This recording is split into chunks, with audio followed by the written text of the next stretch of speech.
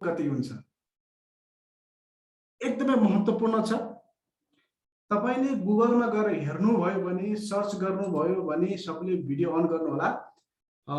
जिब्रोको तौल दुई प्रकारले मूल्याङ्कन हुँदो रहेछ। एउटा स्त्रीमा एक प्रकारको तौल हुन्छ भने पुरुषमा एक प्रकारको तौल हुँदो रहेछ। जिब्रोको तौल लगभग 70 ग्राम कति हुँदो रहेछ? 70 ग्राम जिब्रोको तौल। हाम्रो यो जिब्रो 70 ग्राम हुने रहेछ। लगभग 100 ग्रामको पनि हाम्रो यो जिब्रोको तौल छैन। 70 ग्राम। यसमा चाहिँ वयस्क उमेर परिपक्व भएको पुरुषको चाहिँ तौल, जिब्रोको तौल 70 ग्राम, अनि एकदमै परिपक्व स्त्रीको चाहिँ 60 ग्राम। कति ग्रामको फरक छ? 10 ग्रामको मात्र फरक छ। यसको लम्बाइ 10 सेन्टिमिटर हुन्छ। टिप्नुहोस् है यो। अब यहाँ हामी मूल्याङ्कन गर्न सक्छौं कि पुरुष र स्त्रीको जिब्रोमा पनि फरक रहेछ। पुरुषको अलि बढी रहेछ, स्त्रीको तौल अलि कम रहेछ। मेरो अस्तिको तपाईहरुलाई होमवर्क थियो। तपाईहरुलाई धेरै धन्यवाद छ। आज यो उत्तर तपाईले पाउनु भयो, सर्च गर्नु भएको रहेछ। ठिकै छ। फेरि म लास्टमा तपाईहरुलाई दुईटा प्रश्न सोध्छु आज पनि, त्यसको उत्तर तपाईले गर्नु होला। अब म जान्न चाहन्छु परमेश्वरको वचनमा। आज यही जिब्रोको सिलसिलालाई म क्रमबद्धता चाहिँ लग्दछु। अस्ति मैले तपाईहरुलाई विशेष गरी तीनटा कुरो देखाएको थिएँ। बोल्ने कुरो, अनि विशेष गरी ओठको कुरो, त्यसपछि जिब्रोको कुरो, अनि हृदयको कुरो बताएको थिएँ। आज चाहिँ मैले एक नम्बरमा चाहिँ जिब्रोको बारेमा तपाईहरुलाई बताउन चाहन्छु। तपाईहरु हामी सबैलाई अब थाहा भइसक्यो कि मानिसको जीवन के जिब्रो चाहिँ 70 ग्रामको हुन्छ। अनि यो जिब्रोलाई चाहिँ बाइबलले चाहिँ यसरी चाहिँ भनेको रहेछ। यो चाहिँ मानिसको बसमा नहुने, मानिसले कन्ट्रोल गर्न नसक्ने, र मानिसको बसमा धेरै कुरो हुन सक्छ, तर जिब्रोकोलाई मान्छेले बसमा पार्न नसक्ने र तह लगाउन नसक्ने भनेर चाहिँ याकुबको पुस्तकमा हामीले पढ्न पाउँछौं। त्यसकारण एउटा मानिसले हात्तीलाई कन्ट्रोल गर्न सक्छ, हात्तीमाथि टाउकोमाथि चढेर उसको जिउमाथि कन्ट्रोल गरेर उसले हात्तीलाई जहाँ भने त्यही पुर्याउन सक्छ, तर जिब्रोलाई मानिसले चाहिँ नपुर्याउन सकेको अवस्था देखिन्छ। त्यसकारण यो चाहिँ एक प्रकारले चाहिँ बाइबलमा भनेको चञ्चल दुष्टको रूपमा यसलाई व्याख्या गरिएको छ। एउटा दुष्टको भनिएको छ। त्यसकारण चाहिँ मानिस दुष्ट हुनु चाहिँ यो जिब्रो कारणले रहेछ। त्यसकारण तपाईहरुलाई म याकुबको पुस्तकबाट लग्न चाहन्छु।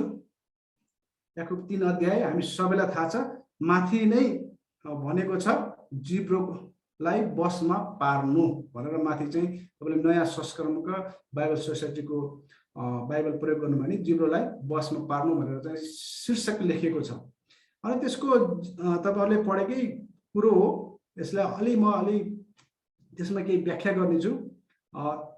3 अध्याय याकुबको त्यसको 7 देखि हामी पढ्ने छौं, अनि अरू पनि पदहरू पढ्ने छौं। यसरी लेखेको छ, हरेक किसिमका पशु पक्षी, घस्रने जन्तु र समुद्रका जीव जन्तुलाई तह लगाउन सकिन्छ, तर मानिस जातिबाट नै तह लगाइएको छ, तर जिब्रोलाई कुनै मानिसले तह लगाउन सक्दैन।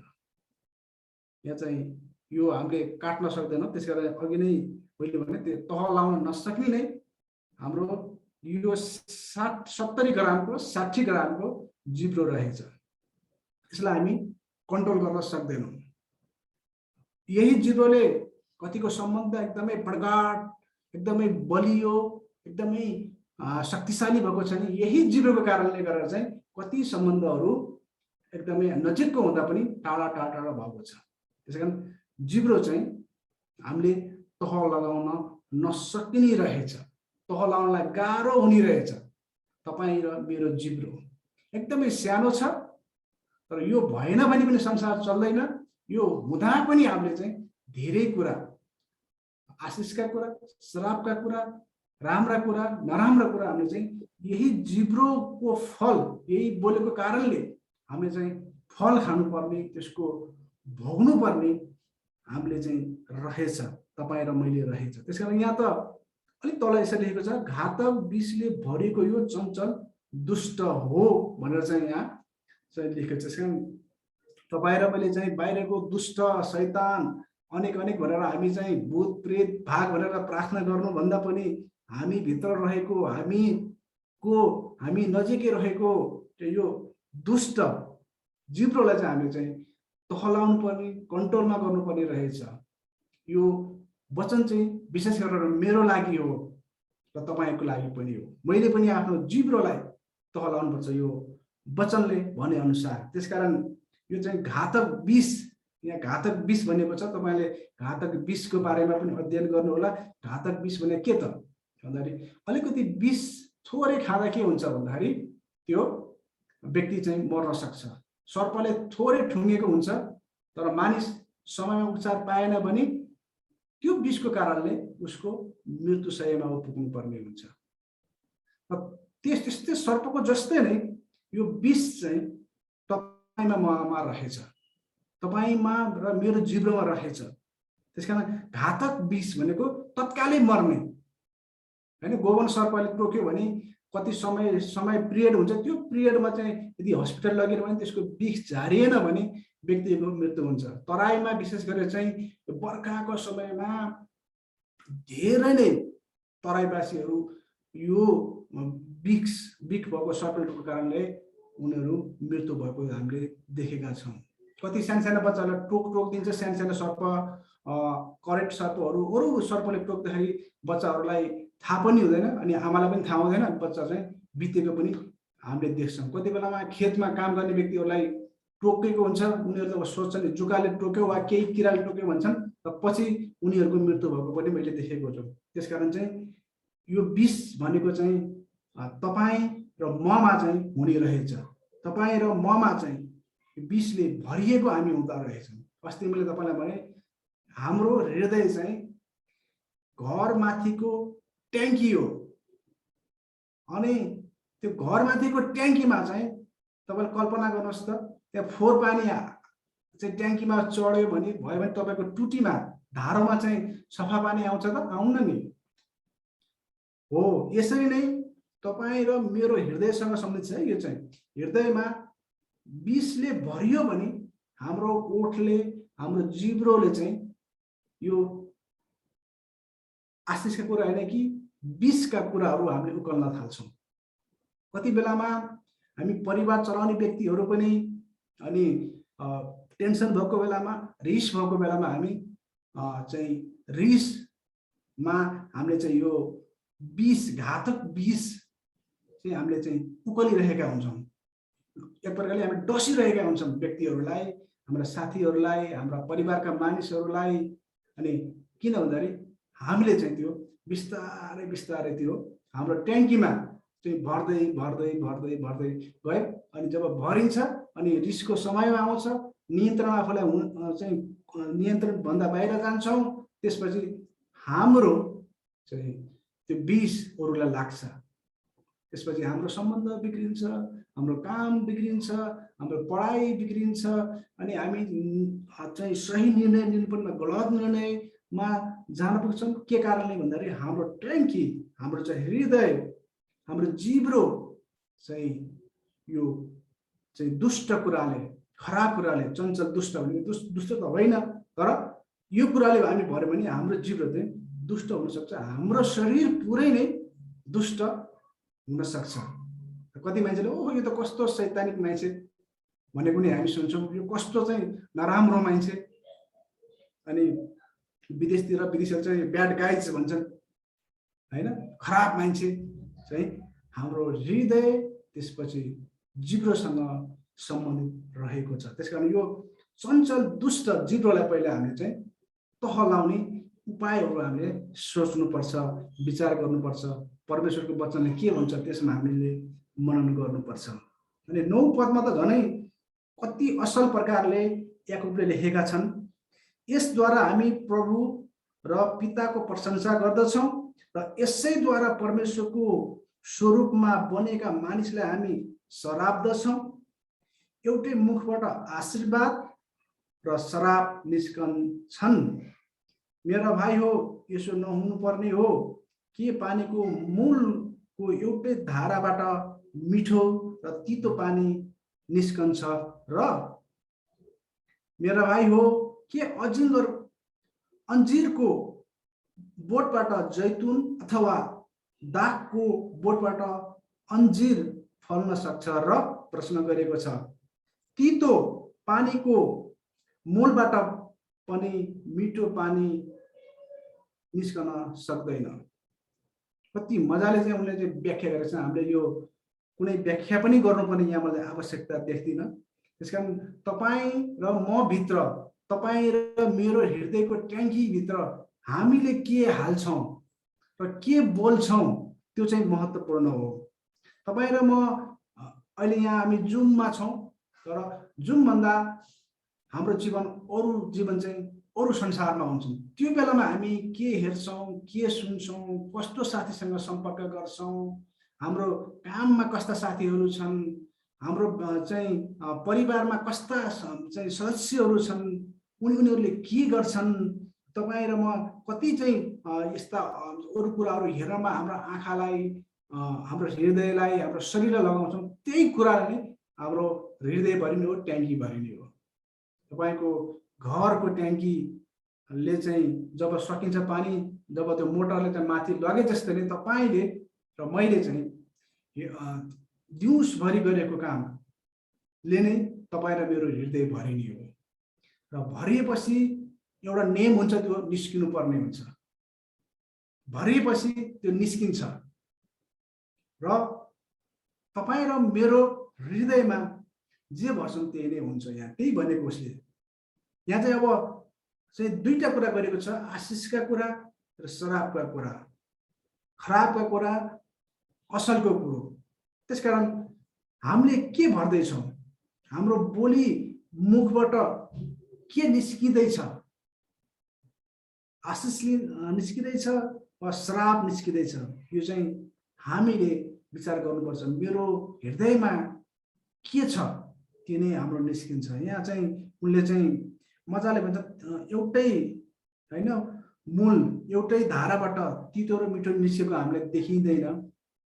अनि कहिलेकाहीँ चाहिँ हामी पहाडतिरको चाहिँ धारा हुँदा डाइरेक्ट बर्खा याममा हुँदाखेरि चाहिँ त्यो पानी धमिलो आएको हामीले देख्छौँ, अरू बेलामा सङ्लो आएको देख्छौँ। त्यसकारण यो चाहिँ त्यो केमा सम्बन्धित छ भने त्यो मुहानमा सम्बन्धित छ। यदि मुहान फोहोर भयो भने जतिसुकै तपाईँ धारामा सफा गर्नुहोस्, पाइप फेर्नुहोस्, अरू कुरा गर्नुहोस्, त्यसले कुनै पनि असर पार्दैन। त्यसकारण मुहान सधैँ नै सफा राख्नुपर्छ। मुहान सधैँ नै चाहिँ त्यसका ध्यान दिनुपर्छ। तपाईँले मुहान सफा भएन भने विभिन्न व्यक्तिहरूले फोहोर गरिदिन सक्छन्, विभिन्न व्यक्तिले फोहोर फालिदिन सक्छन्। र तपाईँ र मेरो हृदय पनि त्यस्तै एउटा खुल्ला मुहानै हो। त्यसमा चाहिँ हामीले जहिले पनि ध्यान दिनुपर्छ। म पनि आफ्नो हृदयलाई धेरै नै पछिल्लो समयमा ध्यान दिइरहेको हुन्छु। म धेरै व्यक्तिलाई भेट्दिनँ, धेरै व्यक्तिसँग म सम्पर्क पनि गर्दिनँ, तर मसँग सम्बन्धित व्यक्तिहरूलाई जसले चाहिँ आशिष पुर्याउन बोल्छन् मेरो जीवनमा, अनि उनीहरूको जीवनमा पनि म आशिष गर्न चाहन्छु, त्यस्ता व्यक्तिसँग मात्र म सम्बन्धित गर्दछु। त्यसकारण म चाहिँ सम्बन्ध चाहिँ धेरै व्यक्तिसँग, धेरै मानिसहरूसँग मैले पछिल्लो समय गरिरहेको छु। एकदमै सेलेक्टेड व्यक्तिहरू, सेलेक्टेड ग्रुपहरूसँग मात्र मैले मेरो आफ्नो भोगाई मैले चाहिँ यसरी गरिरहेको छु। अनि कतिले चाहिँ मेरो बारेमा नेगेटिभ बोल्ने व्यक्तिहरू, मेरो बारेमा चाहिँ नराम्रो गर्ने व्यक्तिहरूसँग म प्रायः जसो म चाहिँ सम्बन्ध गर्दिनँ। यदि कसैले मेरो अगाडि चाहिँ नेगेटिभ बोल्यो भने अनि उसलाई भन्छु, किन तिमीले चाहिँ यसरी बोल्यौ, के कारण छ भनेर उसलाई सोध्छु। यदि सही छ भने म आफू सुध्रिन्छु, यदि होइन त्यसमा आरोप मात्र छ भने तिमीले चाहिँ मेरो बारेमा अबदेखि यसो नेगेटिभ नबोल्नु भनेर त्यो व्यक्तिलाई म सिधै बोल्ने गर्छु। त्यो हुँदाखेरि के हुन्छ भने तपाईँको हृदय चाहिँ सफा रहन्छ। किनभने व्यक्तिले तपाईँको हृदयमा फोहोर हाल्न खोज्छन्, तपाईँको जीवनमा फोहोर फालिदिन चाहन्छन्।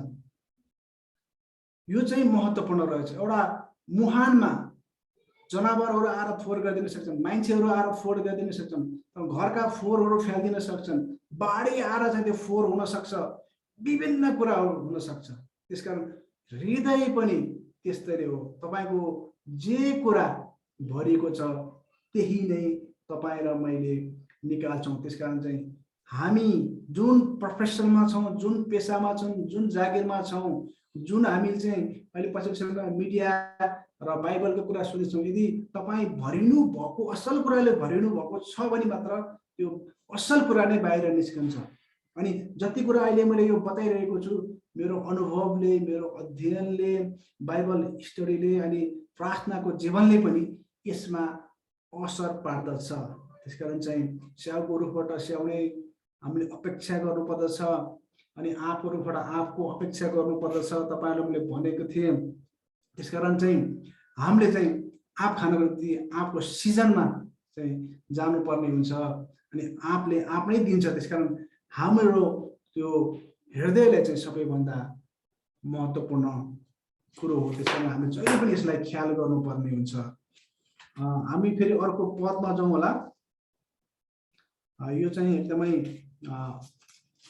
पत्रुसले चाहिँ यसरी लेखेको छ, पहिलो पत्रुस 3 त्यसको चाहिँ 10 पदमा यसरी लेखेको छ, 3 को 10 मा, किनकि जसले जीवनलाई प्रेम गर्छ र असल दिनहरू देख्ने इच्छा गर्दछ त्यसले आफ्नो जिब्रोलाई खराबबाट र आफ्ना ओठलाई छली कुराबाट अलग राखोस्। तपाईँ र म अलग हुनुपर्ने, तपाईँ र म गलत सङ्गतमा छौँ, त्योमा अलग हुनु तपाईँ र मेरो लागि ठिक छ। तपाईँ र म चाहिँ खराब गर्ने व्यक्तिले हेर्दा हेर्दै आँखा चिम्लेर बस्यौँ भने, यदि तपाईँको परिवारमै छ भने पनि त्यो त्यहाँबाट चाहिँ अलग हुनु आवश्यक छ। हामीले सम्झाउनु पर्छ खराब नगर। अनि कति बेला हामी चाहिँ हाम्रै मान्छे आफ्नै हो किन भनिरहनु भन्ने कुरा पनि मैले देखेको छु।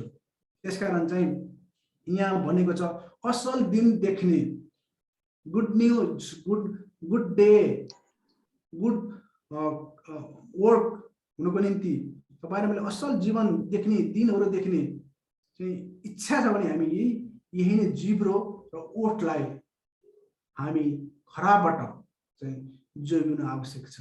असल दिन देख्नको निम्ति हामीले आफ्नो जिब्रोलाई र ओठलाई अलग गर्नुपर्ने छ। त्यसमा अलगको विषयमा म तपाईँलाई पछिल्लो समय पनि केबाट अलग हुने भन्ने विषयमा तपाईँलाई पछि म अर्को उसमा चाहिँ बताउने छु कुनै क्लासमा। त्यसकारण हामी चाहिँ यो जिब्रो र ओठ एकदमै सम्बन्धित छ। त्यसकारण यसमा चाहिँ हामीले पत्रुसले लेखेको त्यसको पहिलो पत्रुस 3 को 10 लाई पनि तपाईँले कतै लेखेर राख्नुहोस् यदि तपाईँमा चाहिँ सुधार भएको छैन भने। किनकि परमेश्वरको वचन जब हामी सुन्छौँ, सुनेपछि हाम्रो जीवन परिवर्तन हुन्छ। मेरो जीवन पनि जब चाहिँ परमेश्वरको वचन अध्ययन गरेपछि परमेश्वरको वचनले नै हामीलाई परिवर्तन गराउँदछ। परमेश्वरको वचन चाहिँ शक्तिशाली छ। त्यसकारण यो कुरामा हामीले ख्याल गर्नुपर्ने हुन्छ। अब आशिषका कुरा, किनकि हामी आशिष दिने व्यक्तिहरू छौँ यो ग्रुपमा अनि लाइभ हेरेछ अरू व्यक्तिले पनि हेर्नुहुन्छ। सेकुलर व्यक्तिले हेर्नुभयो भने यो त धेरै नै असल हुन्छ। नेपालीहरू चाहिँ यो जिब्रोको विषयमा एकदमै पिल्सिएको लडेको मैले देखेको छु। अब यो उपदेश हामीले 15 को 4 मा एकदम मजासँग चाहिँ लेखिएको छ। यसलाई पनि पाठ गर्नु एकदमै राम्रो हुन्छ। यसरी लेखेको छ, निको पार्ने जिब्रो जीवनको रुख हो, तर छली जिब्रोले आत्मालाई आघात पुर्याउँछ। यसरी तपाईँ यदि निको हुन चाहनुहुन्छ आत्मिक रूपमा, शारीरिक रूपमा, भौतिक रूपमा, आर्थिक रूपमा हो भने तपाईँको जिब्रो चाहिँ ठिक पार्नुपर्ने हुन्छ। यदि कोही व्यक्तिले चाहिँ कुनै ठाउँमा जब पाउँछ भने त्यसलाई चाहिँ क्षमताको आधारमा उसलाई काममा राखिन्छ। उसले गर्न सक्छ सक्दैन, उसको अन्तर्वार्ता लिइन्छ, बायोडाटा लिइन्छ, उसका अरू कुराहरू हेरिन्छ, क्षमता त्यहाँ जाँच गरिन्छ। यो कामको लागि यो व्यक्ति सही हो कि होइन भनेर उसको क्षमताको आधारले त्यो काम दिइन्छ। मैले अस्ति पनि भनेको थिएँ तपाईँहरूलाई। र त्यही व्यक्तिलाई त्यो कामबाट, त्यो जबबाट किन निकालिन्छ भन्दाखेरि उसको व्यवहारले गरेर, व्यवहार ठिक नभएको कारणले चाहिँ मानिसहरू चाहिँ रेस्ट्रिकेट हुन्छन् वा जबबाट चाहिँ निस्किनु पर्ने हुन्छ, फायर हुन्छन्। किन भन्दाखेरि उसको व्यवहारसँग के छ भने उसको ओठ छ, उसको जिब्रो छ, हृदय छ। त्यसकारण यहाँ भन्छ निको पार्ने जिब्रो जीवनको रुख हो। त्यसकारण तपाईँ यदि रुख हुन चाहनुहुन्छ भने भजन सङ्घमा रुखको विषयमा तपाईँले एक अध्याय मजाले पढ्नु होला। त्यहाँ चाहिँ हरियो रुखको विषयमा बताइएको छ, अरू विभिन्न कुराहरू बताइएको छ। त्यसकारण निको पार्ने तपाईँमा शक्ति छ, जिब्रोमा छ। त्यसकारण तपाईँले र मसँग छनौट छ, तपाईँले के रोज्ने। तपाईँ एउटा होटेलमा जानुभयो भने सही प्रकारको खानेकुरा खान चाहनुहुन्छ, राम्रो सफा सुग्घर मिठो स्वादिष्ट।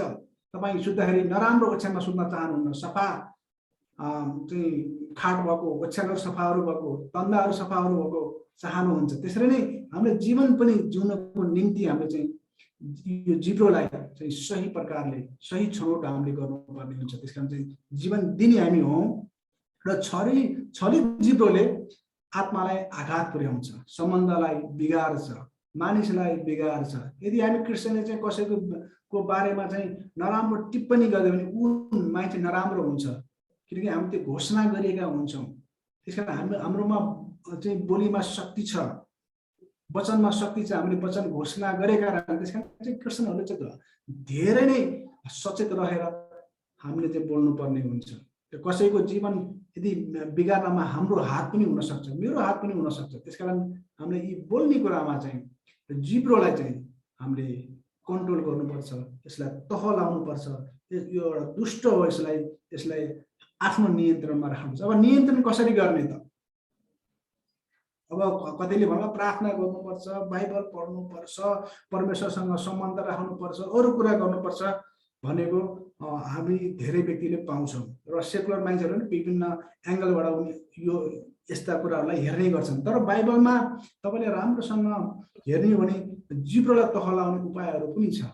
यसलाई यो दुष्टलाई, यो चञ्चल दुष्टलाई, यो आघात पार्ने विष भरिएको जिब्रोलाई हामीले तह लाउन सक्छौँ।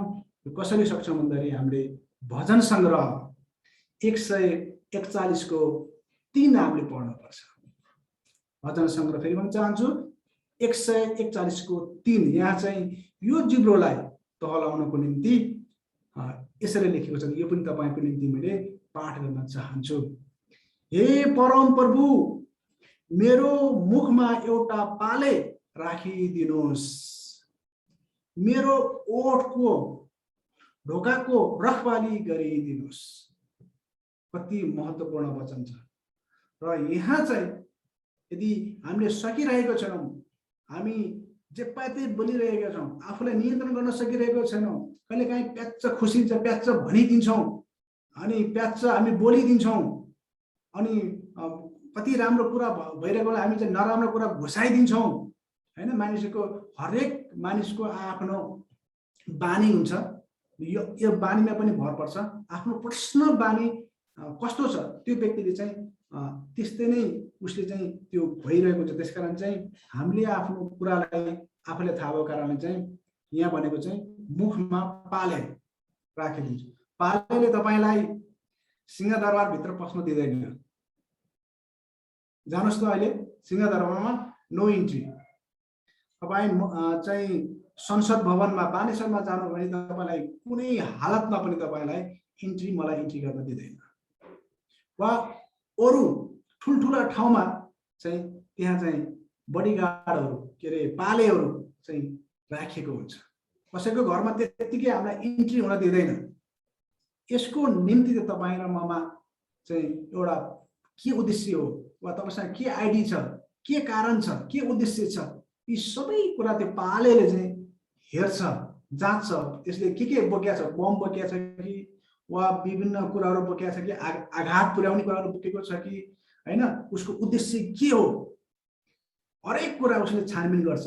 र चाहिँ यो पुरै त्यो बडीलाई चाहिँ चेक गर्ने एउटा मेसिन छ। त्यो मेसिनले पनि उसलाई त्यो मानिसलाई चेक गरेको हुन्छ र उसको झोला खोली हेर्छ, झोलाभित्र के छ हैन। विभिन्न कुरा हात हतियार उसले ल्याएको छ कि के हो, वा रसायन कुराहरू के ल्याएको छ कि के हो भनेर यिनीहरूले हेर्ने गर्छन्, पालेहरूले हेर्ने गर्छन्। अनि मात्र यदि त्यो व्यक्ति सही छ भने मात्र उसलाई इन्ट्री गराइन्छ।